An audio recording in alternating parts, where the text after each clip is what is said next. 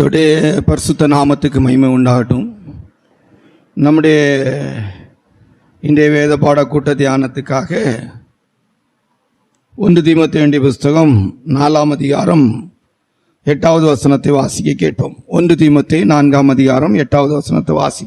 சரீர முயற்சி அற்ப பிரயோஜனம் உள்ளது, தெய்வ பக்தியானது இந்த ஜீவனுக்கும் இதற்கு பின்வரும் ஜீவனுக்கும் வாக்குத்தத்தம் உள்ளதாகியால் எல்லாவற்றிலும் பிரயோஜனம் உள்ளது. கர்த்தருடைய பரிசுத்த நாமத்துக்கு மகிமை உண்டாகட்டும். இன்றைய வேத பாடக்கூட்ட தலைப்புக்கு நாம் இந்த வேத பகுதியிலிருந்து எடுத்துக்கொண்டது சரீர முயற்சியா தேவ பக்தியின் கிரியா. சரீர முயற்சியா தேவ பக்தியின் கிரியைகளா அப்படின்னு ஒரு தலைப்பு நம்ம எடுத்து தியானிக்க போறோம். சரீர முயற்சி அற்ப பிரயோஜனம் உள்ளது, ஆனால் தேவ பக்தியினுடைய கிரியை என்பது இம்மைக்கும் மறுமைக்கும் உரியதான ஆசீர்வாதத்தை கொண்டு வரும். இந்த மார்க்கத்தில் 2 விதமான ஜனங்கள் இருக்கிறாங்க. அதாவது பெருங்கூட்டமாக 2 கூட்டத்தை பிரிச்சிடலாம். அந்த 2 கூட்டத்துக்குள்ளும் தனித்தனியாக நிறைய விதமான அனுபவங்கள் உள்ளவங்க இருக்கிறாங்க.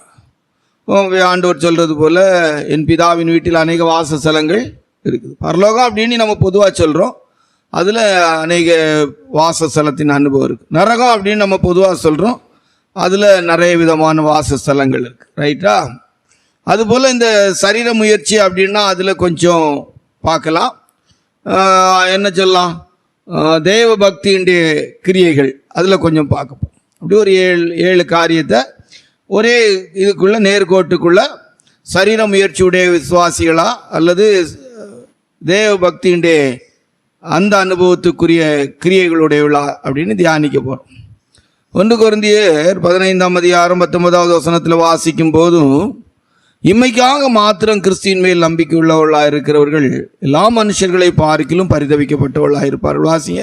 இம்மைக்காக மாத்திரம் நாம் கிறிஸ்துவின் மேல் நம்பிக்கை உள்ளவர்களாக இருந்தால் எல்லா மனுஷரை பார்க்கிலும் பரிதவிக்கப்படத்தக்கவர்களாக இருப்போம். எல்லா மனுஷர்களை பார்க்கிலும் பரிதவிக்கப்பட்ட. அப்ப இது ஒரு சரீர முயற்சியான கிறிஸ்தவர்களை காட்டுகிறது.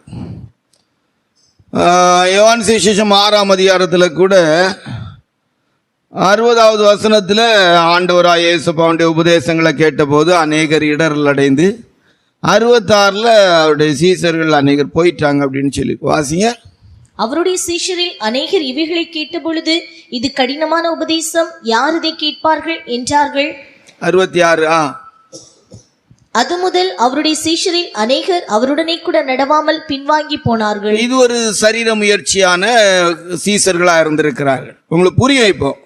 நம்ம எடுத்து கொண்டு போகிற அந்த வேத பகுதி இந்த தலைப்பு கூட சேர்ந்து போகிறதுக்காக இந்த வசனங்கள் எல்லாம் வாசிக்கும். சரீர முயற்சியான கிறிஸ்தவர்களா அல்லது தேவ பக்தியினுடைய கிரியைக்குரிய கிறிஸ்தவர்களா? இதான் நம்ம இந்த வசனத்தில் இருந்ததா 1 தீமோத்தேயு 4ஆம் அதிகாரம் 8வது வசனத்துக்குள்ள இருந்து எடுத்துக்கொள்ளுகிற அந்த தலைப்பு. அதனால நீங்கள் புரிஞ்சுக்கொள்ளணும். இப்போ ஒருக்காக கூட உங்களுக்கு புரியுதான்னு கேட்டுக்கிடும். சரியா? உங்களுக்கு புரியுதா? சிஸ்டர்ஸுக்கெல்லாம் புரியுதா தலைப்பு? உங்களுக்கு புரியுதா பிரதர்? உங்களுக்கு தலைப்பு புரியுதா? சரீர முயற்சி அப்படின்னா உலகத்துக்குரிய விதத்துக்கான கிறிஸ்தவர்களாக இருக்கிறோமா அல்லது பரலோகத்துக்குரிய கிறிஸ்தவர்களாக இருக்கிறோமா? சரியா? சரீர முயற்சி அப்படின்னா இந்த பூமியில் வாழ்கிற நாட்களில் நல்லா இருக்கிறதுக்காக இயேசுவை பின்பற்றுற கூட்டமா அல்லது பரலோகத்துக்கு போகிறதுக்குரிய தெய்வ பக்திக்குரிய கூட்டமாக இருக்கிறோமா? ரைட்டா? ஓகே, தலைப்பு புரிஞ்சுதா உங்களுக்கு? அப்போது 1 கொரிந்தியர் 15ஆம் அதிகாரம் 19வது வசனத்திலே, இம்மைக்காக மாத்திரம் கிறிஸ்துவின் மேல் நம்பிக்கை உள்ளவர்களாக இருக்கிறவர்கள் எல்லா மனுஷர்களை பார்க்கிலும் பரிதவிக்கப்பட்டுள்ளது. அப்போ சரீர முயற்சி உலகத்தில் வாழ்கிறதுக்கா நம்ம எல்லாம் அந்த குறிப்புகளில் வரும்போது இதெல்லாம் தொட்டு தான் போகும். அப்புறம் யோவான் சுவிசேஷத்தில் வரும்போது 6ஆம் அதிகாரத்தில் அவங்க இது கடினமான உபதேசம், 66ல் வரும்போது அவங்க என்ன செய்துட்டாங்க? பின்வாங்கி போனார்கள். அப்போ அவங்களெல்லாம் எந்த இடத்துக்கு கொண்டு வரலாம்? நம்ம இந்த சரீர முயற்சியான கிறிஸ்தவர்களுக்கு என்ன செய்கிறோம்? கொண்டு வருகிறோம். சரீர முயற்சியா அல்லது தேவ பக்தியின் கிரியைகளா அப்படின்னு நம்ம தலைப்பை கொண்டு வரோம். அப்போ 67, 68 வாசிக்கும் போது இந்த உபதேசத்தை கேட்டுக்கிட்டு ஆண்டவரோடு பின்பற்றுகிற சீசர்கள், அதாவது அப்போஸ்தலருடைய பட்டத்துக்குரியவர்களை பார்த்து கேட்கிறார். வாசிங்க. அப்பொழுது இயேசு 12 நோக்கி, அங்க சீசர்கள் நீங்க, இங்க 12. இந்த 12ங்கிறது யாரு? அப்போஸ்தலருடைய பட்டத்துக்குரியவர். சரியா? அப்போஸ்தலருடைய பட்டத்துக்குரியவர். வாசியா. நீங்களும் போய்விட மனதாயிருக்கிறீர்களோ என்றார். சீமோன் பேதுரு அவருக்கு பிரதியுத்தரமாக, ஆண்டவரே, யாரிடத்தில் போவோம்? நித்திய ஜீவ வசனங்கள் அவர்களுக்கு கடினமாய் இடரலாய் இருந்த வேத பகுதி பேதுரு அப்போஸ்தலன் என்ன சொல்றாரு? நித்திய ஜீவ வசனங்கள் உம்மிடத்தில். நல்லா கவனிச்சு கொள்ளணும் இதுல. அப்ப அவங்க எப்படிப்பட்டவங்களா ஆண்டவரை பின்பற்றி இருக்கிறாங்க? சரீர முயற்சிக்குரிய கிறிஸ்தவர்களா என்ன செய்திருக்கிறாங்க? பின்பற்றி இருக்கிறாங்க. இவங்க நித்திய ஜீவ வசனங்கள், அவங்களுக்கு அது இடரலா இருந்திருக்கு. இவங்களுக்கு எப்படி இருக்குது? நித்திய ஜீவ வசனங்களா என்ன செய்திருக்கு? இருந்திருக்கு. பார்த்துட்டு பாருங்க, ஆண்டவருடைய காலத்திலே சரீர முயற்சி தேவ பக்தியுடைய கிரியைக்குரியவளா வாழ்ந்திருக்கிறாங்க. பாருங்க, ஒரே பிரசங்கத்தை தான் அவங்க கேட்டு வராங்க. அதில் அந்த 70 பேர் சீசர்களாக இருந்தவங்கலாம் என்ன செய்கிறாங்க? ஓடி போயிடுறாங்க. இந்த 12 பேர் என்ன செய்கிறாங்க? ஆமாம், நித்திய ஜீவவசனங்கள். சரியா? இப்போ நம்ம முதல் குறிப்புக்கு வரும்போது உங்களுக்கு பிரசங்க தலைப்போடு சேர்ந்து அது புரியும். சரீர முயற்சி உள்ளவங்கன்னா எப்படி இருப்பாங்க சபையில்? தெய்வ பக்தியுடைய கிரியைக்குரியவங்க எப்படி இருப்பாங்க? முதல் குறிப்புக்கு நம்ம எடுத்துக்கொண்ட வேத பகுதி 1 கொரிந்தியர் 18ஆம் அதிகாரம் 16, 17. 1 கொரிந்தியர் 18ஆம் அதிகாரம், இல்லை 1 கொரிந்தியர் 3ஆம் அதிகாரம் 18ஆம் அதிகாரங்க. 1 கொரிந்தியர் 3ஆம் அதிகாரம் 16, 17 பாசியா.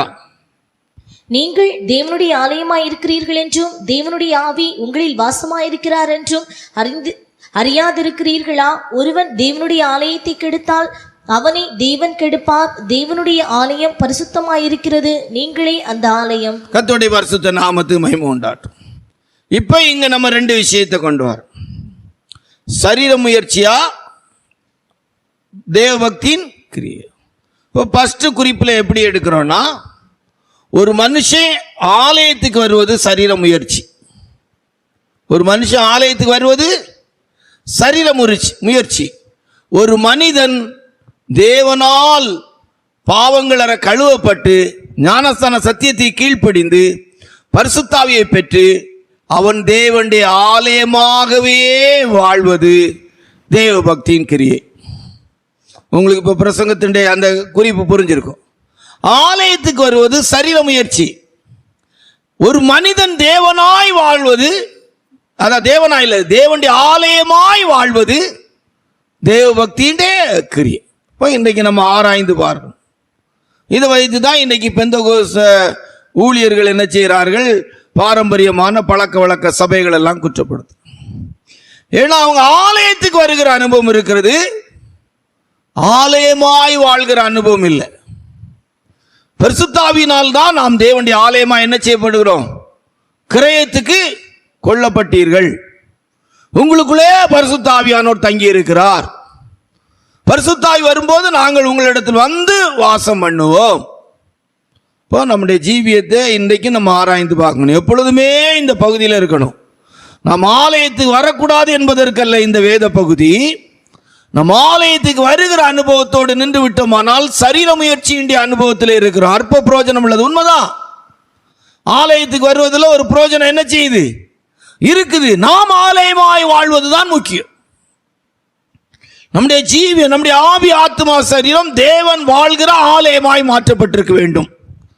கர்த்தருடைய பரிசுத்த நாமத்துக்கு மகிமை உண்டாகட்டும். அப்போ முதல் குறிப்பு உங்களுக்கு புரிஞ்சிருக்கும்னு நினைக்கிறேன். புரிந்தா? எல்லாருக்கும் புரியுதா? அவங்களுக்கு? ஆமாம்.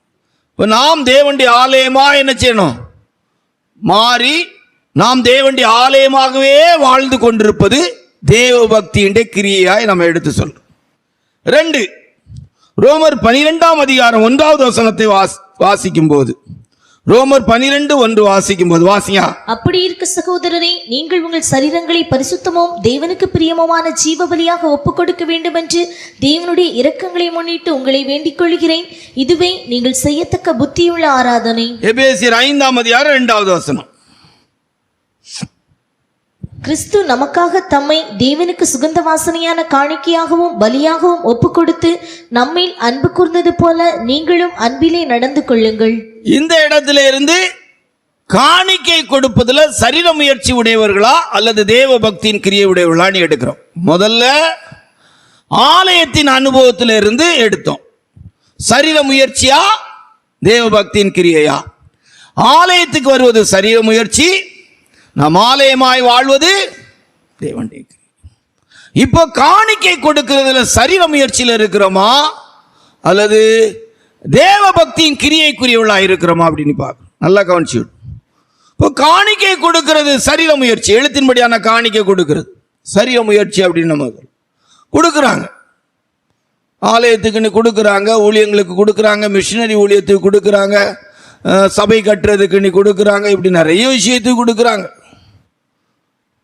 இந்த நாட்களில் இப்படிப்பட்ட காணிக்கை கேட்குறவங்களெல்லாம் இன்டர்நெட்டில் யூடியூப்லலாம் போட்டு கிளின்னு கிழிக்கிறாங்க. நான் அதெல்லாம் குறையே சொல்ல மாட்டேன். என்னையே நான் கேட்டு குறை சொன்னாலும் நான் அதை சரின்னு தான் சொல்லுவேன். இன்னைக்கு ஜனங்கள்கிட்ட கேட்டு வாங்குறாங்க பொய். அந்த பணங்களில் நாங்கள் ஒன்றுமே எடுக்கிறதில்ல, செலவழிக்கிறதில்லை. இப்போ நான் தான் சபையில் கிடைக்கிற பணத்தில் ஒன்றுமே நான் செலவழிக்கலைன்னா எப்படி இருக்கும் உங்களுக்கு? துணிகரமாக சொல்லக்கூடிய எத்தனையோ ஊழியக்காரங்க இருக்கிறாங்க. அது எங்கேயோ கொண்டு போடுறது மாதிரி சொல்ல போனால் அந்த பணத்தில் அவங்க பிள்ளைகள் குடும்பங்களுக்கு என்னெல்லாம் செய்கிறாங்க. அங்கே வேலை செய்கிறவங்களுக்கு சிலருக்கு சரியாக சம்பளம் கூட கொடுக்கறது கிடையாது. ஊழியம்னு சொல்லிட்டு அங்கே வேலையை கொடுத்து 15,000 ரூபா 10,000 ரூபா இப்படி சம்பளம், அந்த சம்பளங்கள் கூட கொடுக்கறதுக்கு ரொம்ப யோசிக்கிறவங்க இருக்கிறாங்க. நான் அவங்க குடும்பங்களுக்கு நான் இதை குற்றத்துக்கு இல்லைன்னா அதை போட்டு இப்போ இதெல்லாம் முன்னொரு காலங்களில் ஜனங்கள் கொஞ்சம் யோசித்தாங்க. இப்போல்லாம் இதுக்குன்னே ஒரு கூட்டம் இருக்கிறாங்க. குற்றம் கண்டுபிடிச்சி அந்த குற்றங்களை அவங்க பிரசங்கத்திலிருந்து அவங்க வீடியோக்கள்லேருந்து எடுத்து போட்டு, நான் என்ன பொறுத்தவரை அதை நான் பெரிய குற்றமாக சொல்கிறதுக்கு இல்லை. ஏன்னா தேவன் அனுமதிச்சிருக்கிறார். அவங்களும் அதை ஒரு ஊழியமாக செய்கிறாங்க.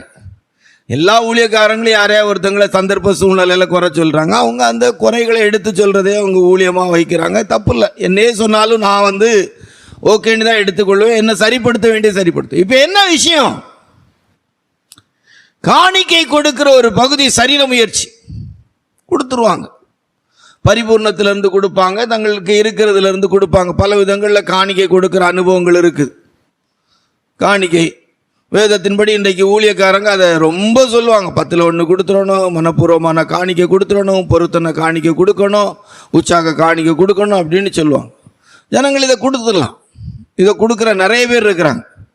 பெந்தகோஸ்து அனுபவத்தில் கொடுக்குறவங்களோட இந்த காலத்தில் எடுத்து பார்த்தீங்கன்னா காணிக்கை கொடுக்கறதுக்கு நிறைய பேர் பல இடங்களில் பெருகி இருக்கிறாங்க. ஏன்னா கொடுக்கறது ஒரு ஆசீர்வாதம் என்பதனாலே கொடுக்குறாங்க. மிஷினரி ஊழியத்தெல்லாம் பயங்கரமாக தாங்கக்கூடியவங்க இருக்கிறாங்க. நம்ம தான் வட இந்தியாவுக்கு போல, வட இந்தியாவில் ஊழியம் செய்கிறவங்களாவது சந்தோஷமாக ஊழியம் செய்யட்டுன்னு சொல்லி கொடுக்குறவங்க இருக்கிறாங்க. வெளிநாடுகள்லேருந்து நம்ம இந்திய தேசங்களில் எடுத்து பார்த்தா நிறைய பேர் வாங்கி சாப்பிட்டு வாழ்ந்துக்கிட்டே இருக்கிறான். இங்கே உள்ள கிராம ஊழியம், மலைநாட்டு ஊழியம், மிஷினரி ஊழியம் அப்படின்னு சொல்லி பலவிதமான ஊழியங்களுக்குரிய காரியங்களை எழுதி அனுப்பி அதற்கான பணத்தை வாங்கி செய்கிறவங்க இருக்கிறாங்க. இப்போ இதெல்லாம் வேத பாட கூட்டனால உங்களுக்கு எடுத்து சொல்கிறோம். சரியா? இல்லாட்டாலும் நம்ம சொல்லக்கூடியவங்க தான். அப்படி வாங்கி இது செய்கிறாங்க, அவங்களும் அனுப்புகிறாங்க. அந்த வெளிநாட்டுக்காரங்கெல்லாம் அனுப்புகிறவங்கெல்லாம் ஒரு ஆவிக்குரிய அனுபவத்தில் இருக்கிறாங்களான்னு நமக்கு தெரியாது. இப்போ இங்கே எழுத்தின்படியான காணிக்கை கொடுப்பதை சரீர முயற்சின்னு கொண்டு வரும்.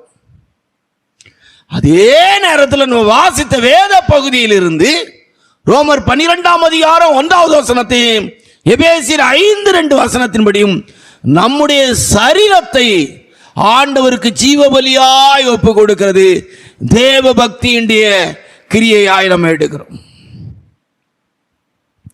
ஒரு மனுஷன் சபைக்கு நல்ல காணிக்கை கொடுத்துட்டு அவன் துன்மார்க்கனா, பாவியா, குடிகாரனா வாழ்ந்தா அது வேதம் என்ன செய்கிறது இல்லை, அங்கீகரிக்கிறது இல்லை. ஒரு சபையில் ஒரு மணி கட்டி போடுறதுக்கு ஒரு மணி வாங்கி கொடுத்துருப்பாங்க, கோபுரம் கட்டுறதுக்கு காசு கொடுத்துருப்பாங்க. என்ன, ஒரு சபையில் ஏதாவது ஒரு காரியத்துக்கு காசை கொடுத்துருப்பாங்க. சொந்த வாழ்க்கையை எடுத்து பார்த்தா, சொந்த வாழ்க்கையில் எடுத்து பார்க்கும்போது குடிகாரனா இருப்பான், தம் அடிக்கிறவனா இருப்பான், துன்மார்க்கனா இருப்பான், பாவியா இருப்பான், பணத்தை கொடுத்துட்டு சபையில் பெரிய பெருமைக்காரனா தன்னை காட்டிக்கிட்டு இருப்பான், இப்படியெல்லாம் இருப்பான். அதை தேவன் அங்கீகரிக்கிறது இல்லை. காணிக்கை கொடுத்துட்டு தங்களை பெருசா தங்கள் சரீரங்களை அலங்கரிச்சிட்டு ரொம்ப பெரிய அளவுக்கு தெரிவாங்க. தங்கள் சரீரங்களை ஜீவபலியாய் ஒப்பு கொடுக்கிறது தேவபக்தியின் கிரியை. இன்னைக்கு தங்களுடைய சரீரங்களை ஜீவபலியா ஒப்பு கொடுக்கிறது ரொம்ப குறைவா இருக்கு. நாங்கள் ரட்சிக்கப்பட்ட காலங்கள் எல்லாம் பெந்தகோஸ்து ஊழியர்கள் ஜனங்கள்னு சொன்னா அவ்வளோ அழகா அடையாளம் பார்க்கலாம். எனக்கு ரொம்ப வேதனையா எல்லா பிரசங்கத்திலையும் நான் சொல்ற விஷயம் இந்த டை அடிக்கிற விஷயம்.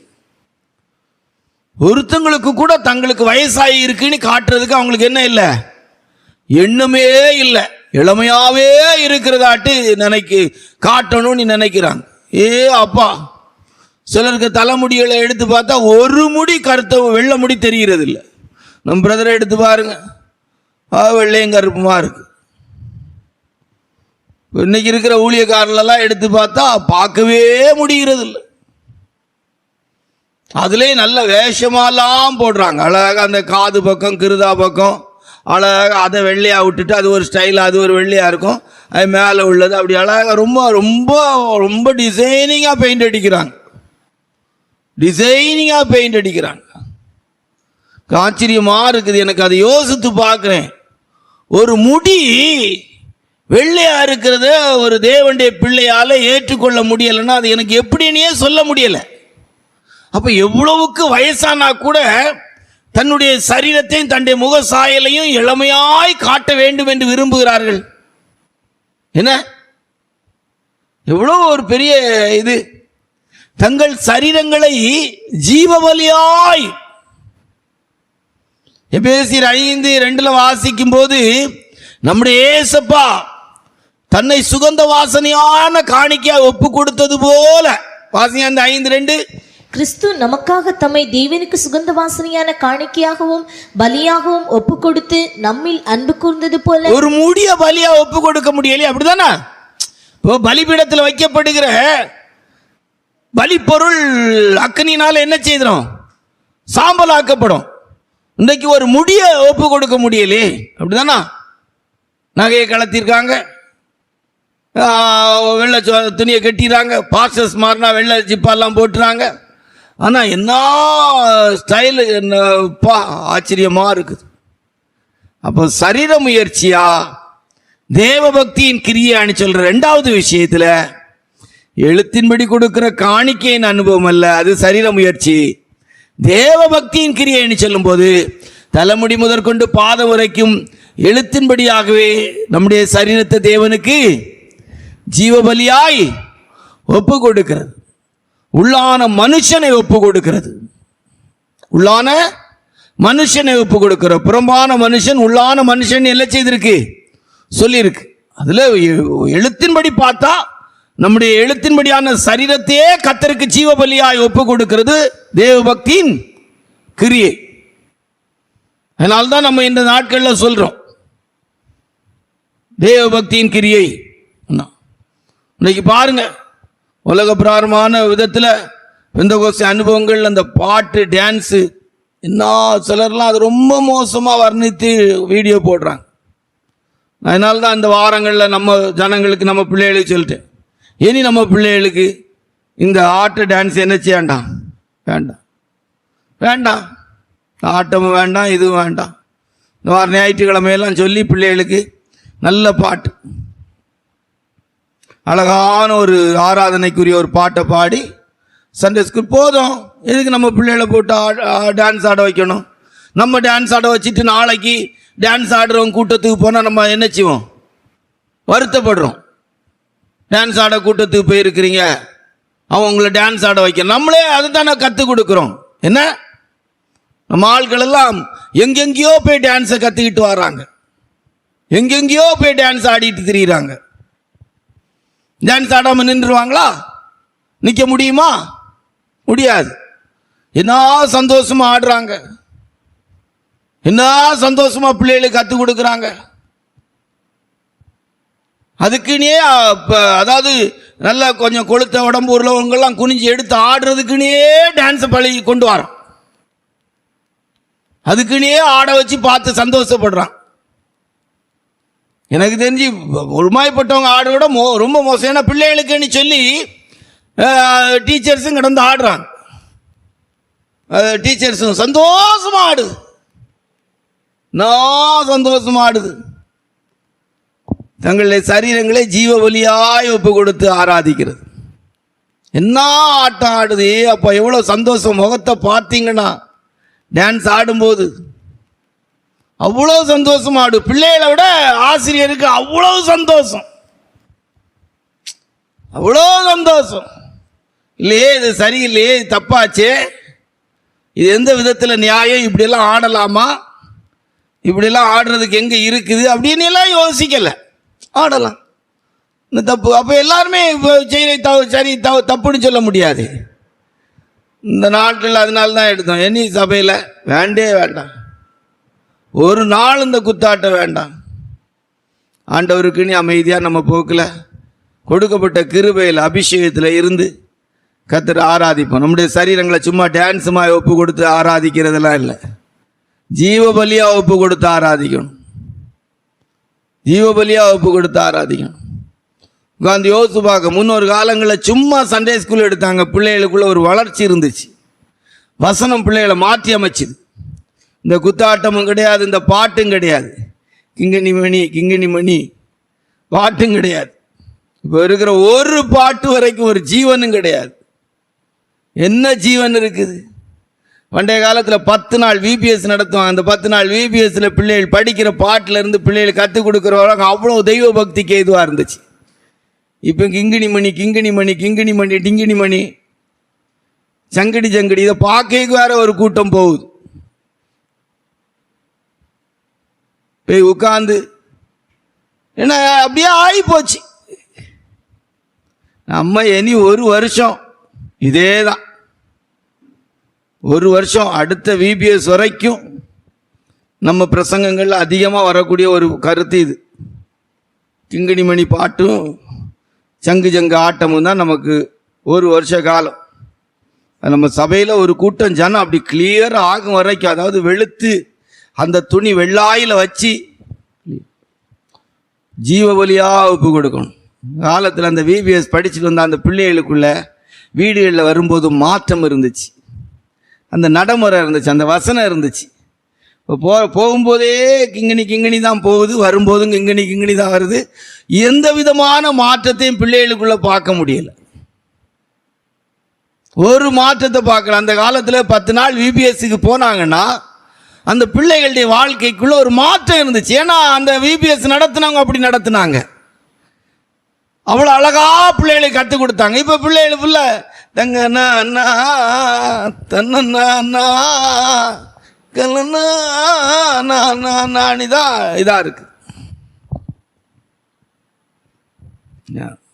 பாட்டெல்லாம் எடுத்து பார்த்தீங்கன்னா ஒரு வகைக்கு ஆகாத பாட்டு. அவன் ஆவிக்குரியவனே இல்லையே பாட்டு எழுதுறவன். பாட்டு பாடுறதான் ஆவிக்குரிய பாட்டே கிடையாது. இதெல்லாம் பாடிக்கிட்டு ஆடிக்கிட்டு என்ன குத்து. தங்கள் சரீரங்களை ஜீவபலியாய் ஒப்பு கொடுக்கிறது தேவ பக்திக்குரிய கிரியை. அல்லேலூயா. வேற இடத்துக்கு போயிட்டு இருக்கு, இப்போ போறதெல்லாம் வேற லைன்ல போயிட்டு இருக்கு. நமக்கெல்லாம் வாய்ப்பு கிடைக்கிற அளவுக்கு ஒரு வருடம், இன்னொரு 12 மாதத்துக்கு இந்த விபிஎஸ் சப்ஜெக்டில் ஒரு சப்ஜெக்ட் வந்துக்கிட்டே இருக்கும்.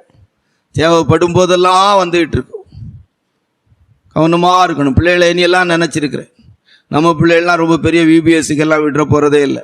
போவோம், ஒன்றும் போவான்டா, அங்கே போய் ஒன்றும் கற்றுக்காண்டா. இங்கே சண்டே ஸ்கூலில் படித்ததுக்கு மேலே அங்கே விபிஎஸ்சில் போய் அங்கே 2 ப்ரைஸ் வாங்க, டப்பா வாங்க, அனுப்பி விட்டுக்கிட்டு குத்தாட்டம் போட்டு சும்மா இருந்த சங்க ஊதி ஆண்டி காடியத்தை கெடுத்தானா. அந்த மாதிரி நம்ம பிள்ளைகள்லாம் சண்டே சொல்லிடுவோம். அடுத்த வருஷத்துலாம் சொல்லி ஒன்று நீ விட்டுன்னு ஆசைப்படுத்திடாது. உன் பிள்ளை நீ அங்கே விட்டு ஒன்றுன்னு ஆசைப்படுத்தாது. அங்கே 1-2 ப்ரைஸ் வேணா, அங்கே வா நானாய் வாங்கிதார். நீ ப்ரைஸ் வாங்கிக்கலாம் அங்கே போய் என்ன செய்யாத, பிள்ளையை கொண்டு விட்டு ஒன்றும் படிக்காது, ஒரு படிப்பு படிக்காது. இங்கே படிக்கிற சண்டே ஸ்கூல் படிப்பு இங்கே ஒழுங்காக உள்ள பாடத்தையும் படித்தா போகும். பின்ன வீட்டில் இருக்கே கஷ்டம், உனக்கு வீட்டில் இருந்தால் தப்புன்னு தெரிஞ்சு அங்கே அனுப்பி விடுப்போம்.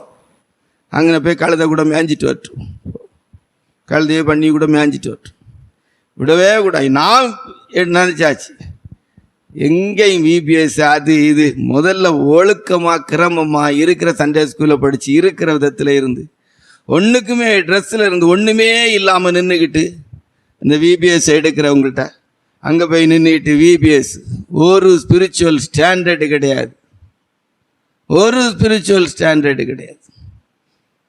சரி, அப்போ 2 சரீரத்தின் கிரியைகளை, சரீரத்தின்ல 2 நம்முடைய லைஃப்பில் சரீரத்தை ஜீவபலியாய் ஒப்பு கொடுக்கிறது தேவ பக்தியின் கிரியை. 3 யோவான் சுவிசேஷம் 3ஆம் அதிகாரம் 31வது வசனத்தை வாசித்தா. யோவான் சுவிசேஷம் 9:31 வாசித்தா. யோவான் சுவிசேஷம் 9:31 வாசியா.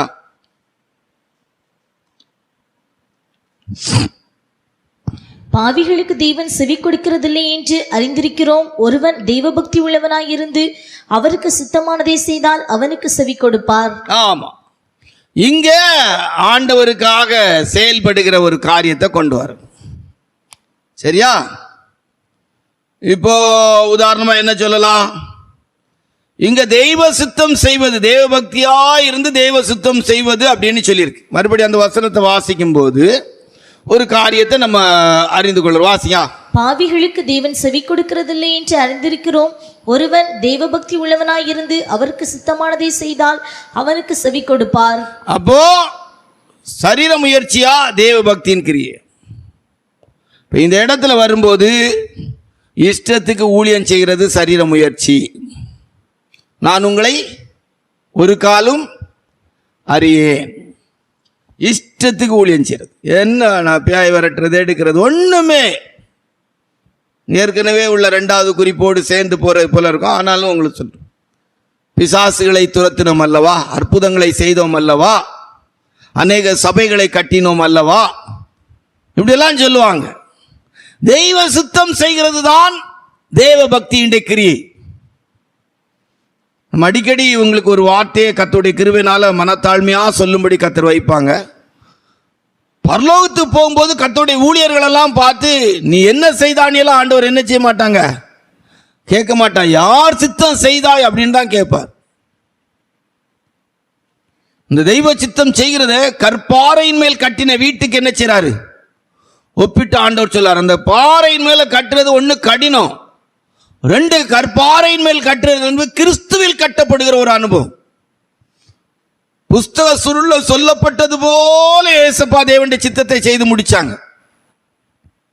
நான் சுயமாய் வரவில்லை, சுயமாய் பேசவில்லை, சுயமாய் ஒன்றும் செய்யவில்லை. ஆவிக்குரிய தெய்வ பிள்ளைகள், ஊழியர்கள் இந்த விஷயத்தில் ரொம்ப கவனமா இருக்கணும். சரீர முயற்சி என்பது சுய மகிமைக்கு ஏதுவான ஊழியத்தை செய்கிறது.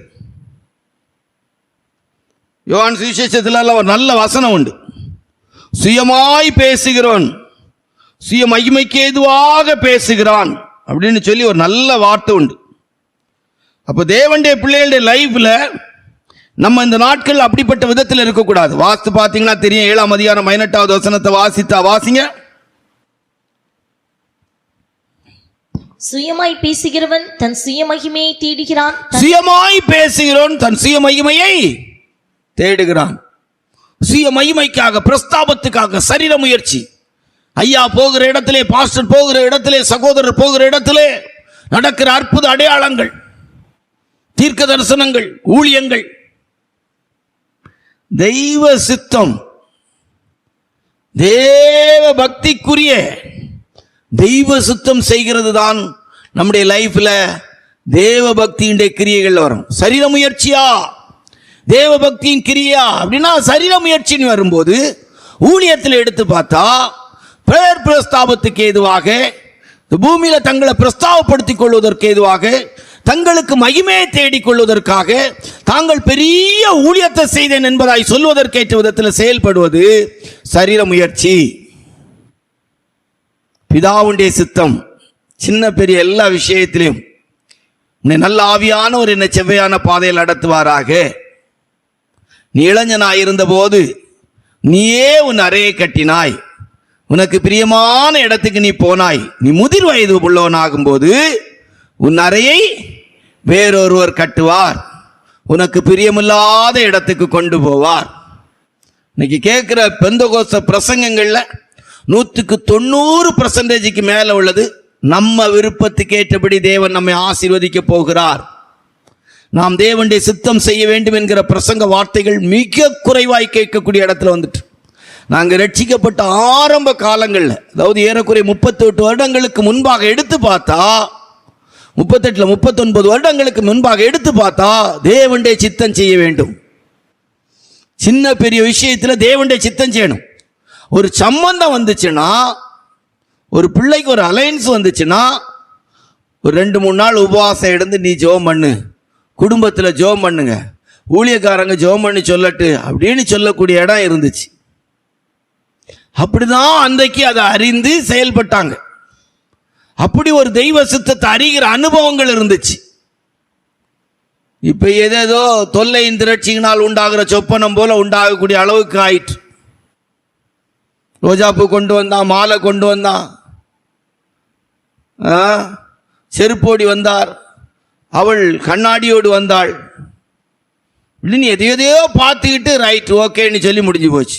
கதை முடிஞ்சு ஏதோ முடிஞ்சு போச்சு. ஏதோ என்னென்னவோ இருக்குது. அவங்க மைண்டுக்கு தக்க எதையாவது வருவோ அந்தால அவங்க ரைட் ஓகேன்னுறாங்க. அவங்க மைண்டுக்கு பிடிச்சுன்னா இதை செய்யணும். நம்ம பிரசங்கத்தில் ஒரு தலைப்பு உண்டு, தடுக்க மாட்டார். என்ன செய்ய மாட்டார்? தடுக்க மாட்டார். சில விஷயத்திலலாம் ஆண்டவரை குறித்து அறிகிற அறிவு பார்த்தா வித்தியாசமாக இருக்கும். உங்களுக்கு அது பிடிக்குமான்னு எனக்கு தெரியாது, எனக்கு பிடிக்கும். தடுக்கவே மாட்டார், போ விட்டுருவாரு. அதுலயும் அதாவது என்ன சொல்லலாம், அவங்களுக்கு லோத்து போல சிலருக்கு ஒரு அழைப்பு இருக்கும். ஆபிரகாமோடு சேர்ந்து போற லோத்துக்கு ஒரு அனுபவம் இருந்தது போல. ஒரு குறிக்கப்பட்ட டைம் வந்த போது லோத்து பிரிஞ்சு போகிறேங்க, ஆண்டவர் தடுக்கலையே. போகாத நீ லோத்து தடுத்தாரா? தடுக்கலையே, தடுக்க மாட்டார். லோத்துவை தடுக்க வேண்டிய அவசியம் என்ன இருக்கு? தடுக்க மாட்டாங்க. ஆபிரகாமுடைய ஜெபத்துக்கு இறங்கி, விண்ணப்பத்துக்கு இறங்கி லோத்துடைய குடும்பத்தை இதுல இருந்து சோதம் கோமோரால இருந்து கொண்டு வராங்க. அப்பமா அவன் சொல்றார், மலைக்கு போக என்னால முடியாது. தடுக்கலையே. இல்ல கண்டிப்பா நீ மலைக்கு போய்தான் ஆகணும் சொல்லலையே, சொல்ல மாட்டாங்க. சில விஷயத்துலலாம் தடுக்க மாட்டார். வேணா பாருங்க, நம்ம சபையில இன்னும் கொஞ்சம் காலம் ஆகும்போது நம்முடைய ஜனங்கள்ல சிலருடைய லைஃப்லலாம் தடுக்கவே மாட்டார் கர்த்தர். ஒருவேளை அது இன்றைக்கு ஒரு தெய்வ சித்தத்தின்படியான ஒரு வார்த்தையாக கூட நான் உங்களுக்கு சொல்லலாம். நம்முடைய சபை வளர்ந்து வர்ற காலத்தில் ஒருவேளை கர்த்தருடைய வருகை தாமதிச்சா கொஞ்சம் காலத்துக்கு பிற்பாடு சில விஷயத்தில் சிலரை தடுக்காம விடுவார், அவங்க விருப்பத்துக்கு விடுவார். தேவ சித்தம் செய்வது தேவ பக்தியினுடைய கிரியை. சின்ன பெரிய எல்லா விஷயத்திலும் தேவனுடைய சித்தத்தின் கிரியைகளை, தேவ சித்தத்தை அறியணும். தேவனுடைய சித்தம் தானா அப்படின்னு அறியணும். ஆரம்பத்திலே நம்முடைய லைஃபை குறித்து ஒரு தெய்வ சித்தம் அறிஞ்சிடணும். ஊழியத்துக்கு அழைக்கப்பட்ட போது ஊழியத்தில் அந்த தெய்வ சித்தத்தை அறிஞ்சிடணும். கர்த்தர் என்ன எதுக்கு தெரிஞ்செடுத்திருக்கிறாங்க. விசுவாசியாக இருந்து கொஞ்ச நாள் ஆகும்போதே தங்களுடைய வாழ்க்கையில் தங்களுடைய குடும்பத்தை குறித்த தெய்வ சித்தத்தை அறிஞ்சிடணும். ஆடி ஆடியே போகக்கூடாது. உலக தோற்றத்துக்கு முன்பாக முன்குறிக்கப்பட்ட ஏசப்பா புஸ்தக சுருள எழுதப்பட்டது போல நீ எழுதியிருக்கு. சரியா? அப்புறம் மூன்றாவது விஷயம், சரீர முயற்சியா தேவ பக்தியினுடைய கிரியான்னு சொன்னா, சரீர முயற்சி என்பது உலக பிரகாரமான மேன்மைக்கு ஏதுவாக, தெய்வ சித்தத்துக்கு மாறாக, தங்களுடைய பேர் பிரஸ்தாபத்துக்கு ஏதுவாய் செய்கிற ஊழியம், செயல்களை, கிரியைகளை காட்டுகிறது. தேவ பக்தியின் கிரியை என்று சொல்லும் போது தெய்வ சித்தத்தின்படியாய் சுயமாய் வரவில்லை, சுயமாய் பேசவில்லை, சுயமாய் ஒன்றும் செய்யவில்லை என்று சொன்னது போல தெய்வீகமான தெய்வ சித்தத்தின் அனுபவத்தில் ஜீவிக்கிறது, ஊழியம் செய்கிறதை காட்டுகிறது. நான்காவதாக 1 தீமோத்தேயுடைய புத்தகம் 2ஆம் அதிகாரம் 10வது வசனத்தை வாசித்தார். 1 தீமோத்தேயு 2ஆம் அதிகாரம் 10வது வசனம், சங்கீதம் 45:13 வாசியா. தகுதியான வஸ்திரத்தினாலும் நாணத்தினாலும் தெளிந்த புத்தியினாலும் தெய்வ பக்தி உள்ளவர்கள் என்று சொல்லிக் கொள்கிற ஸ்திரீகளுக்கு ஏற்றபடியே நற்கிரியைகளினாலும் தங்களை அலங்கரிக்க வேண்டும். சங்கீதம் 45:13 வாசியா. ராஜகுமாரத்தி உள்ளாக பூரண மகிமை உள்ளவள், அவள் உடை பொற்சரிகையா இருக்கிறது. 2 தீமோத்தேயு 3ஆம் அதிகாரம் 5வது வசனம். இந்த வசனத்துல எடுங்க. அன்பில்லாதவர்களாயும் இணங்காதவர்களாயும் அவதூறு செய்கிறவர்களாயும் இச்சையடக்கம் இல்லாதவர்களாயும் கொடுமை உள்ளவர்களாயும் நல்லோரை பகைக்கிறவர்களாயும் தேவ பக்தியின் வேஷத்தை தரித்து 2 தீமோத்தேயு 3ஆம் அதிகாரம் 5வது வசனம். தேவ பக்தியின் வேஷத்தை தரித்து அதன் பலனை மறுதலிக்கிறவர்களாயும் இருப்பார்கள். வெளியரங்கமா பார்த்தா என் ஜனம் போல இருப்பாங்க. சரீர முயற்சி பார்த்தா, வெளியரங்கமா பார்த்தா தேவ ஜனம், தெய்வ ஊழியர்கள் போலேதான் இருக்கும். ஆனா உள்ளான ஜீவியத்தில் பார்த்தா கோபம், எரிச்சல், வெளியே பார்த்தா ரொம்ப தாழ்மையா பிரைஸ் லார்ட் அப்படிம்பாங்க, உள்ளுக்கு பார்த்தா பெருமை இருக்கும். அந்த பிரைஸ் லார்ட், அந்த தாழ்மை கூட பெருமைக்கு எதுவா செய்வாங்க.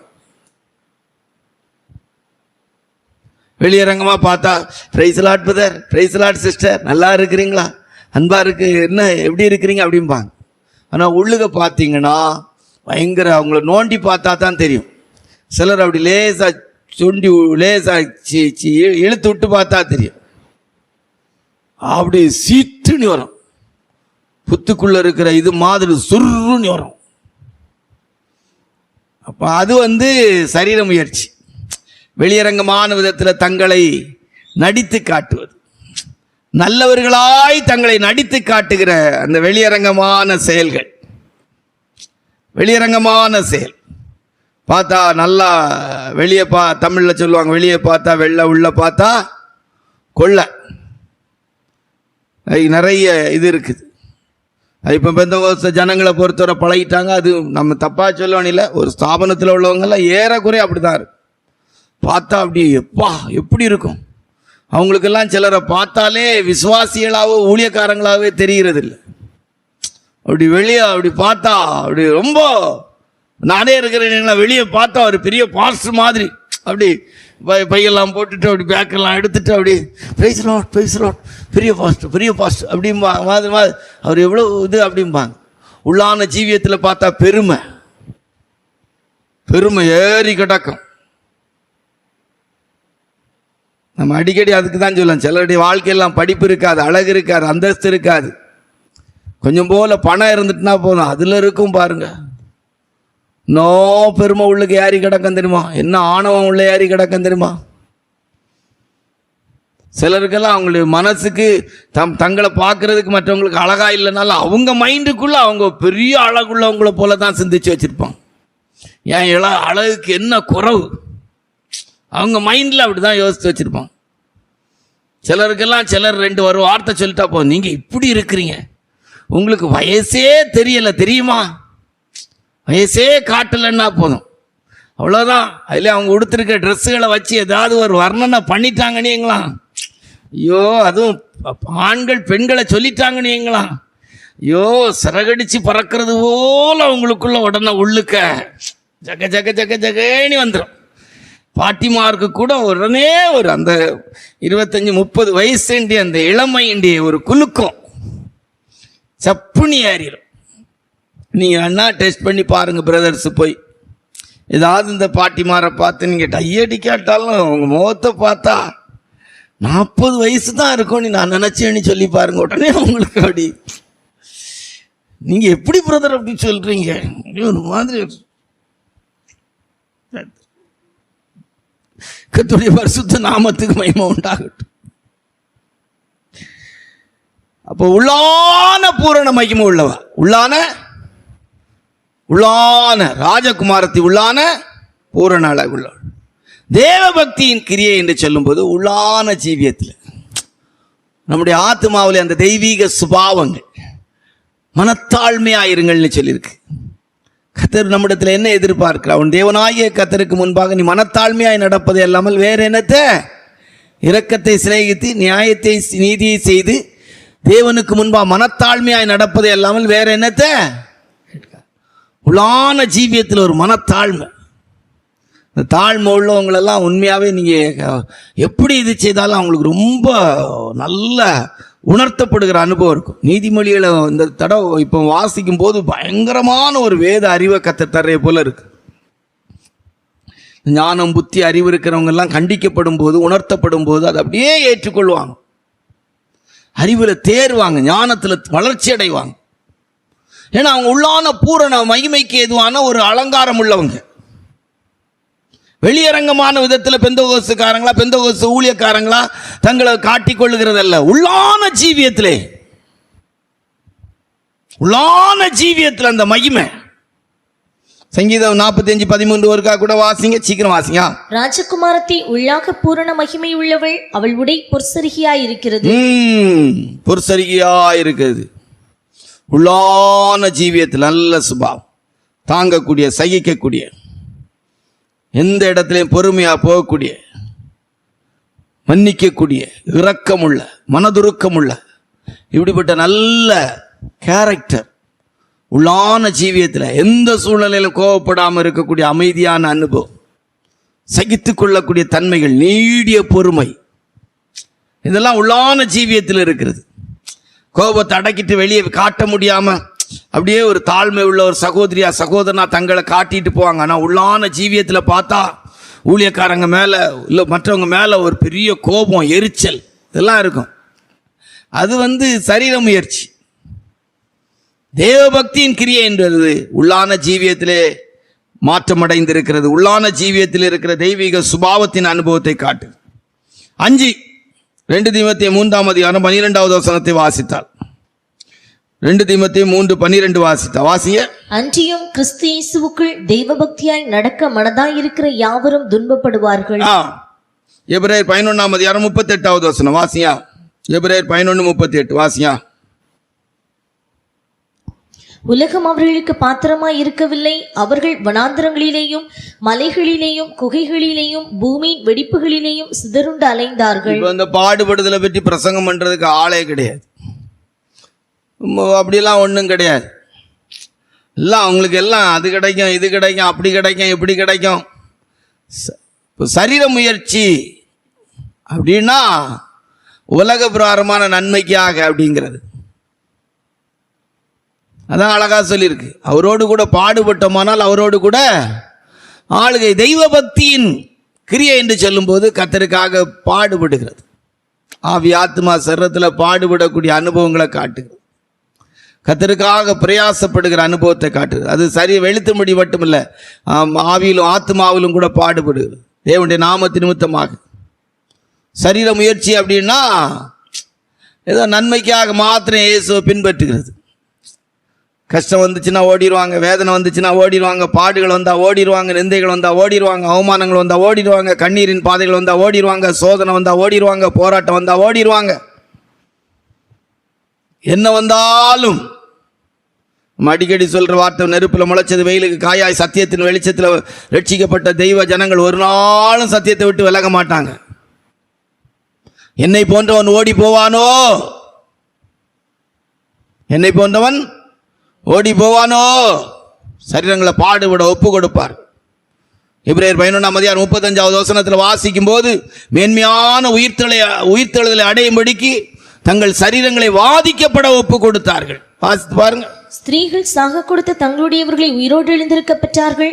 வேறு சிலர் மேன்மையான உயிர்த்தெழுதலை அடையும்படிக்கு விடுதலை பெற சம்மதியாமல் வாதிக்கப்பட்டார்கள். ஆமா, வாதிக்கப்பட்டார்கள். பாடுபடுறதுக்கு ஒப்பு கொடுத்தாங்க. வியாதி விலையினங்கள் வரும்போதும் ஒப்பு கொடுப்பாங்க. சாதாரண விஷயமா? நிந்தைகள் அவமானங்கள் வரும்போது ஒப்பு கொடுப்பாய் சொல்லிட்டு போட்டு நமக்கு என்ன இருக்கு? நமக்கு என்ன இருக்கு? நான் என்ன இந்த மார்க்கத்துக்குள்ள நன்மைக்காக மாத்திரமா வந்தேன்? இல்லை, கர்த்தருக்காக பாடுபடுவதற்கு, பிரயாசப்படுவதற்காக. நிந்தைகள் அவமானங்கள், நிந்தையை சுமந்து பாளையத்துக்கு புறம்பே பாடுபட்ட கிறிஸ்துவனிடத்திலே புறப்பட்டு போக கடவும் அப்படின்னு சொல்லியிருக்கு. இக்காலத்து பாடுகளில் நம்மிடத்தில் வெளிப்படுகிற மகிமைக்கு அவனவனுக்கு நான் அளிக்கும் பிரதிபலன் என்னோடு கூட வருகிறது. பாடுறமே, பாடுபட்டோர்க்கு பலன் அளிப்பாரே, பாடுபட்டவர் தாமே கூடு நமக்கு குறையில்லா கூவியே கொடுத்திடுவார். மீதில் சூராஜன் வேகம் வாராரே. அல்லேலூயா. பாடுபட்டோருக்கு பலன் அளிக்கும்படிக்கு. சுகபோகமா வாழ்றவங்களுக்கு அல்ல. வேதம் சொல்லு, சுகபோகமாய் வாழ்கிறவள் உயிரோடு செத்தவள். அரண்டு புரண்டு ஒரு பிள்ளையை கொன்னுட்டா. இன்னைக்கு அப்படிதான் இருக்குது. பாடுபடணும் அப்படிங்கிற எண்ணமே இல்லை. யாரும் ஒரு வார்த்தை சொல்லிடக்கூடாது. சொல்லிட்டா அவ்வளவுதான். புருஷன் மனைவி ஒரு வார்த்தை சொல்லிடக்கூடாது. சொல்லிட்டா போதும். ஏ அப்பா, என்ன பிடிக்கிறாங்க சில சகோதரிமார்கள். உங்களுக்கு என்ன தெரியும்? நான் எவ்வளவு வேதனையில போயிட்டு இருக்கேன் தெரியுமா? உங்களுக்கு குடும்ப கஷ்டம் தெரியுமா? இன்னும் கொஞ்சம் வேகமாயிட்டா, ஓய் உமக்கு ஏதாய் தெரியுமா? இன்னும் கொஞ்சம் வேகமாயிட்டோம், எதையும் சொன்னீங்களாக்கும், அவ்வளவுதான், முடிஞ்சு போச்சு, அவ்வளவுதான். அமைதியா சரி சோத்திரம் சோத்திரம் சோத்திரம் சோத்திரம்னு சொல்லிட்டு போகணும். இங்கே அப்படி நம்ம சபையில் அப்படி யாரும் பெருசாக இல்லை. நான் சும்மா அப்படி ஒரு கட்டுக்கதை மாதிரி லேசாக சும்மா கட்டி சொல்லுவேன். நான் சொல்ல இங்கே கேட்க ஆள் இல்லை, அதுக்குள்ள ஆள் என்ன செய்யலை இல்லை, நானா சும்மா சொல்லுவேன். சில இடங்களில் இப்படியெல்லாம் என்ன செய்வாங்க, சொல்லுவாங்க, கர்த்தருடைய பரிசுத்த நாமத்து மகிமையுண்டாட்டி. எல்லாவற்றையும் சகிக்கக்கூடிய கிருபை உள்ளவர்களாய் மாறணும். அன்பு சகலத்தையும் தாங்கும், சகலத்தையும் நம்பும், சகலத்தையும் சகிக்கும். அன்பு இருமாப்பா இராது, அயோக்கியமானதை செய்யாது, தற்பொழிவை நாடாது, சினம் அடையாது, தீங்கு நினையாது. 6 மத்தேயு சுவிசேஷம் 5ஆம் அதிகாரம் 48வது வசனம். மத்தேயு சுவிசேஷம் 5:48 வாசியா. ஆகையால் பரலோகத்தில் இருக்கிற உங்கள் பிதா பூரண சற்குணராய் இருக்கிறது போல நீங்களும் பூரண சற்குணராய் இருக்க கடவுள். வெளிப்படுத்தின விசேஷம் 14:1 வாசியா. பின்பு நான் பார்த்தபோது இதோ சீயோன் மலையின் மேல் ஆட்டுக்குட்டியானவரையும் அவரோட கூட அவருடைய பிதாவின் நாமம் தங்கள் நெற்றிகளில் எழுதப்பட்டிருந்த 144,000 பேரையும் நிற்க கண்டேன். தேவனுக்காக வாழ்றவங்கள, தேவனா வாழ்றவங்க. நான் தேவனுக்காக வாழ்றேன், ஏசப்பாவுக்காக வாழ்றேன், ஏசப்பாவுக்காக வாழ்றேன், ஏசப்பாவுக்காக ஊழியம் செய்கிறேன் சொல்லக்கூடிய கூட்டம் அல்ல நம்ம. அது சரீர முயற்சி. ஏசப்பாவா வாழணும். உங்கள் பிதா பூரண சற்குணராய் இருப்பது போல நீங்களும், என்னை கண்டவன் பிதாவை கண்டான். பிதாவுடைய நாம நெத்தியில என்ன செய்திருக்கு, தரித்திருக்கிறது. யோசித்து பாருங்க. இங்கெல்லாம் இந்த நாட்டில் ஆண்டவர் அது ரொம்ப உணர்த்துறாங்க. பூமியில் சில மனிதர்களுடைய வாழ்க்கையெல்லாம் எடுத்து பார்த்தா, சிலர் இல்லை எல்லாரையும் எடுத்து பார்த்தா, அதில் ஊழியக்காரங்களை தான் எடுத்து பார்க்குறேன். பணத்தையும் பொருளையும் வைத்திட்டு பகிர்ந்து கொடுக்கறதுக்கு இல்லாமல் நல்லோர் மேலும் தீயோர் மேலும் நீதியின் சூரியனை உதிக்க பண்ணுற ஏசப்பாவை போல, பிதாவை போல வாழ்கிற அனுபவமே இல்லையே, பார்க்க முடியலை. என்ன தேசத்தின் எழுப்புதலுக்கு இருக்கக்கூடிய ஊழியக்காரங்களாம் தங்களுக்கு இருக்கிறதெல்லாம் விற்று பிறக்கி எடுத்து ஆண்டவருடைய கிருபையினால ஏழைகளுக்கெல்லாம் கொடுத்து எடுத்து ஊழியம் செய்திருப்பாங்களானா, ஆதி அப்போஸ்தல காலம் வரணும், ஆதி அப்போஸ்தல காலம் வரணும், ஆதி அப்போஸ்தல காலம் எழுப்புது, ஆதி அப்போஸ்தல காலம் எழுப்பு, ஆதி அப்போஸ்தல காலம் எழுப்பு, ஆதி அப்போஸ்தல காலம், ஆதி அப்போஸ்தல காலம். என்னது ஆதி அப்போஸ்தல காலம்? ஆதி அப்போஸ்தல கால எழுப்புதல், ஆதி அப்போஸ்தல கால எழுப்புதல். என்ன எழுப்புதல்? ஆதி அப்போஸ்தல கால, அப்போஸ்தல கால எழுப்புதல். என்ன அப்போஸ்தல கால எழுப்புதல்? 2வது அதிகாரத்தில் சொத்து எல்லாம் வித்து கொடுத்துருக்காங்க. 3ஆம் அதிகாரத்தில் என்கிட்ட வெள்ளியும் பொண்ணும் இல்லைன்னு சொல்லிட்டு போயிருக்கிறாங்க. எழுப்புதல் ஜெபம் 12 மணி நேரம் எழுப்புதல், தேசத்துக்காக எழுப்புதல் ஜெபம். என்ன எழுப்புதல் ஜெபம்? சக்கரத்துக்காக. 2ஆம் அதிகாரத்தில் வித்து பிறக்கி கொடுத்துருக்காங்க. 3ஆம் அதிகாரத்தில் போகும்போது அவர்கிட்ட வெள்ளியும் பொண்ணு என்ன செய்யலை இல்லைன்னா 2ஆம் அதிகாரத்திலே பகுத்து பிரித்து எல்லாருக்கும் கொடுத்துட்டு போயிட்டாரு. எல்லாருக்கும் எந்த வித்தியாசமும் இல்லாமல் அவங்கவுங்க தேவைக்கு தக்க எல்லா குடும்பத்தையும் கரெக்ட் பண்ணி என்ன செய்தாச்சு, கொடுத்தாச்சு. சாப்பாடும் கொடுத்து நீங்கள் எல்லாம் இனி எல்லாரும் ஒற்றுமையாக வாழ்கிறதுக்கு அளவுக்கு நம்ம எல்லாம் பரலோகத்துக்கு போகிற கூட்டனால உங்களுக்கு எல்லாருக்கும் அப்படின்னு சொல்லிட்டு அவங்க போயிட்டாங்க. எங்கள் ஆலயத்துக்கு போயிட்டாங்க. எப்படி இருக்கு யோசித்து பாருங்க. நம்ம ஆட்கள்லாம் சுருட்டி பிறக்கி காலையில் ஒரு கமிட்டியை நியமித்து பேங்கில் கொண்டு, இல்லைன்னா தங்க பிள்ளைகளுக்கு ஒழிச்சு தெரியாமல் அனன்யா சப்பிரால் மாதிரி ஊழியக்காரன் ஒழிச்சு கொண்டு போய் பேங்கில் போட்டு வந்துடுவான். பிள்ளைக்கு ஒரு அக்கௌண்ட்டு, மனைவிக்கு ஒரு அக்கௌண்ட்டு. என்ன அக்கௌண்ட்? ஏ அப்பா, கர்த்தருடைய பரிசுத்த நாமத்து மகிமை உண்டாட்டுப்பா. 6வது சரீர முயற்சியா தேவ பக்தியுடைய கிரியா அப்படிங்கும்போது, சரீர முயற்சிங்கிறது கர்த்தருக்காக வாழ்கிறங்கிற வாழ்க்கை, தேவனாய் வாழ்கிற வாழ்க்கை. நான் ஏசப்பாவுக்காக வாழ்கிறேங்கிறது சரீர முயற்சி, ஏசப்பாவா வாழ்கிற. அல்லேலூயா. ஆமா, நான் கிறிஸ்துவை பின்பற்றுவது போல கிறிஸ்துவின் அச்சடையாளங்களை நான் என் சரீரத்தில் பெற்றிருக்கிறேன். என்னிடத்தில் யாதொரு குற்றத்தை அறியேன். ஏசப்பாவா வாழணும். நீங்க செத்து உங்களுக்கு அடக்காராத நடத்தும் போது கர்த்தருக்கு ஸ்தோத்திரம். அருமையான சகோதரி எனக்கு நன்றாக தெரியும். 10 வருட காலங்களாய் நம்முடைய சபையில் இருக்கிறார்கள். எல்லா கூட்டங்களுக்கும் முதலாவதாக வருவார்கள். எந்த கூட்டத்தில் அவங்க உறங்காம போனதில்லை. கர்த்தருக்கு ஸ்தோத்திரம். எந்த பிரசங்கத்தை அவங்க முழுசா கேட்டதும் இல்லை. கர்த்தருக்கு ஸ்தோத்திரம். அவர்களை குறித்து சொல்வதற்கு நிறைய வார்த்தைகள் இருக்கிறது. இன்றைக்கு அவர்கள் மரித்து விட்டார்கள். அவருடைய அடக்க ஆராதனை நடத்துவதற்கு எனக்கு நல்ல வாய்ப்பு கிடைத்திருக்கிறது. என் மனசு உள்ள சொல்லும், போச்சோ போகலையே ஆண்டவரே சோத்திரம், என்ன செய்யுது? குண்டுக்குள்ள வைக்கும் போது மரணமே உன் கூரங்கே, பாதாளமே உன் ஜெயமெங்கே. மரணத்தின் கூர் பாவம், பாவத்தின் பல நியாயப்பிரமாணம் நம்முடைய கர்த்தராகிய இயேசு கிறிஸ்துவினால ஜெயம் கொடுக்கிற தேவனுக்கு ஸ்தோத்திரம். 3 நேரம் மண்ணாரி போட்டு மூடிட்டு வந்துடும். வந்து பெய்தோம்மல் நான் பேசிட்டு இருப்பேன். எனக்கு என்னவோ கொஞ்சம் சந்தேகமாக தான் இருக்குது. இந்த வண்டி போச்சுதோ போகலையோ, எதை வச்சு நீங்கள் அப்படி சொல்கிறீங்க? இல்லை, அவங்க கடைசி வரைக்குமே எனக்கு எல்லாவற்றையிலும் உண்மை சொன்னாங்களான்னு எனக்கு கொஞ்சம் சந்தேகம் இருக்குது. ஏன்னா சில விஷயத்தில் எனக்கு ஆவிலே நான் உணர்த்தப்பட்டிருக்கிறேன். சில காரியத்தையும் கவனித்து பார்த்துருக்குறேன். அதில் அவங்க உண்மையாக இருந்தது போல் எனக்கு தெரியலை. போயிருக்க மாட்டாங்களோ? சிஸ்டர்ஸ் அப்படி தான் உடனே கேட்பாங்க. போக மாட்டாங்களோ? இருக்கலாம். ஆண்டவர் கடைசி நேரத்தில் ஒருவேளை இறக்கப்பட்டு கூட்டிகிட்டு போயிருந்தா போயிருப்பார். சரி, எப்படியோ அடக்கம் நல்லா நடந்துச்சு. எல்லாருக்கும் வேனில் மற்ற ஜூஸ் எல்லாம் கிடச்சிதா? ஆமாம் கிடச்சிது. மற்ற பிஸ்கட்ஸ் எல்லாம் கிடச்சிதா? ஆமாம். ஆண்டோடைய கிருபை, மழை வர்றது போல் இருந்துச்சு, வரல.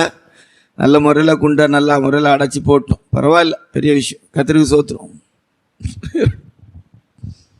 புரியுதா? நான் சொன்னது புரியுதா உங்களுக்கு? கர்த்தருக்கு ஸ்தோத்திரம். அந்த சிஸ்டர் எனக்கு நல்லா தெரியும். சரி, அவங்க வரும்போது எப்படிப்பட்டவங்களாம் வந்தாங்க. ஆனால் அவங்க வாழ்க்கை முடியும் போது பார்த்தீங்களா, எவ்வளோ தாழ்மை, எவ்வளோ அன்பு, எவ்வளோ சகிப்புத்தன்மை. ஏசப்பாவை போல வாழ்ந்தாங்க. அவங்களுடைய ஜீவியத்தை எடுத்து பார்த்தா அவ்வளோ பரிசுத்தமான ஒரு வாழ்க்கை வாழ்ந்தாங்க. ஏசப்பாவாக வாழ்ந்தாங்க. ஏசப்பாவுடைய சில கேரக்டர்லாம் நான் அவங்கள்ட்ட பார்த்துருக்குறேன். சில பிரசங்கம் பண்ணும்போதே அவங்களுடைய முகம் மாறாது. சில குறிப்புகள் அவங்கள வச்சே நான் பேசியிருக்கிறேன். அந்த நாட்களில் அப்படி முகத்தை பார்ப்பேன். அவங்க முகத்தில் ஒரு மாற்றம் இருக்காது. சந்தோஷமாக அதை ஏற்றிருக்கிறாங்க. சில நேரம் நான் கண்டிச்சுட்டு என்கிட்ட அவங்க வருத்தத்தை காட்டுவாங்களான்னு நினைப்பேன். அவங்க வருத்தத்தை காட்டினதே கிடையாது. இதுக்கு இங்கே இருக்கிற யாராவது இருக்கிறீங்களான்னு தெரில. இருந்தால் வீட்டில் போய் ஆண்டவர் சோத்திரம் சொல்லுங்க. கர்த்தருடைய பரிசுத்த நாமத்துக்கு மகிமை உண்டாகட்டும். அப்போ 6வது, சரீர முயற்சியா தேவ பக்தியின் கிரியான்னு சொன்னால், சரீர முயற்சி என்பது இயேசுக்காக வாழ்கிறேன்னு சொல்றது. தேவ பக்தியின் கிரியை என்று சொன்ன போது நாம் தேவனாய் வாழ்வோம். 7 நேரம் ஆகுது. ஒவ்வொரு வாரமும் சில நேரங்களில் கொஞ்சம் நேரம் ஆயிரு. 1 தீமோத்தேயு புத்தகம் 6ஆம் அதிகாரம் 16வது வசனத்தை வாசித்தால், 1 தீமோத்தேயு 6:16 வாசித்தா வாசிய.